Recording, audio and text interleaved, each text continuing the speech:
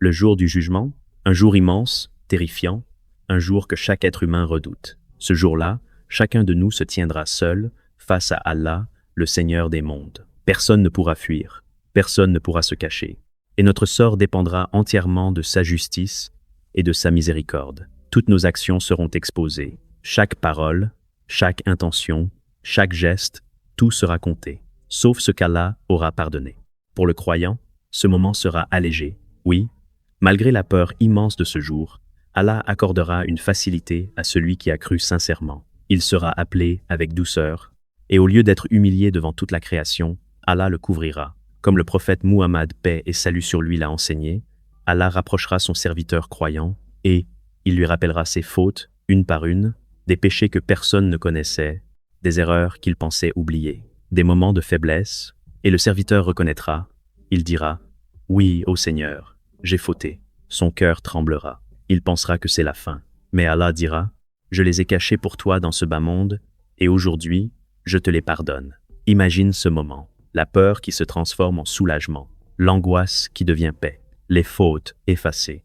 Ensuite, il recevra son livre dans sa main droite, avec facilité, et il sera rempli de joie. Il dira avec bonheur « Prenez, lisez mon livre, c'est le succès, le vrai ». Mais pour d'autres, ce moment sera d'une dureté indescriptible. Ils seront appelés devant toute la création, sans protection. Leurs péchés seront exposés, leurs actes dévoilés, sans aucun voile. Et ils ne pourront rien nier.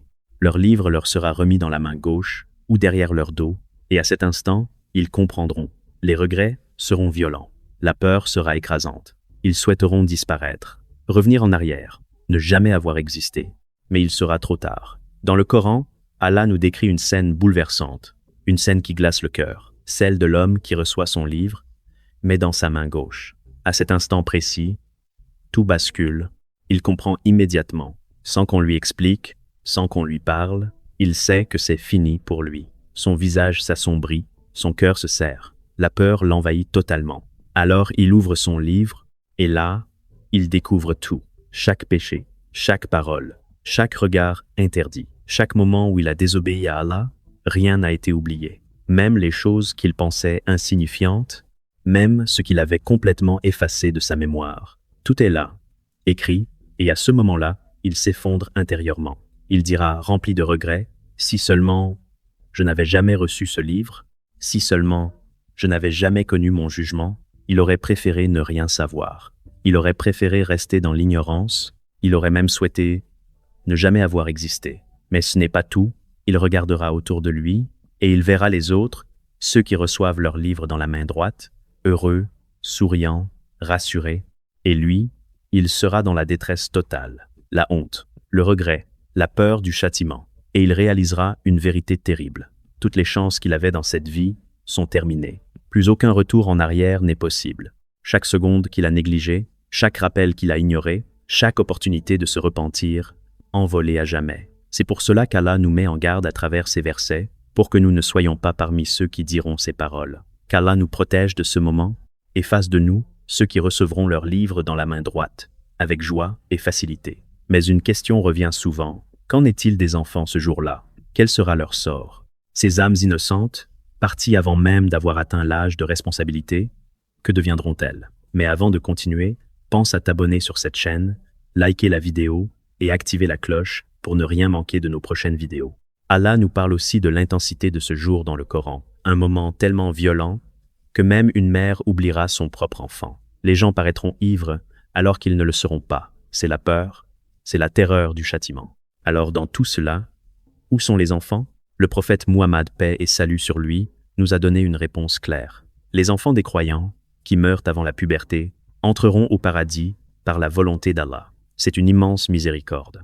Il est rapporté dans un hadith que ces enfants seront au paradis, dans un endroit magnifique, et ils seront sous la garde du prophète Ibrahim, salayhi as-salam, et de son épouse Sarah. Ils resteront là, en attendant de retrouver leurs parents. Les savants de l'islam sont unanimes sur ce point. Les enfants musulmans décédés sont au paradis. Et ce n'est pas tout, ces enfants auront même un rôle incroyable. Ils intercéderont pour leurs parents. On leur dira « Entrez au paradis ». Mais eux répondront « Pas sans nos parents ». Alors Allah dira « Entrez au paradis, vous et vos parents ». Regarde la miséricorde immense d'Allah. Dès leur mort, Ces enfants sont accueillis dans un lieu de paix, de beauté, comme une vaste prairie remplie d'enfants autour d'Ibrahim alayhi as-salam, une image rapportée dans un rêve authentique du prophète.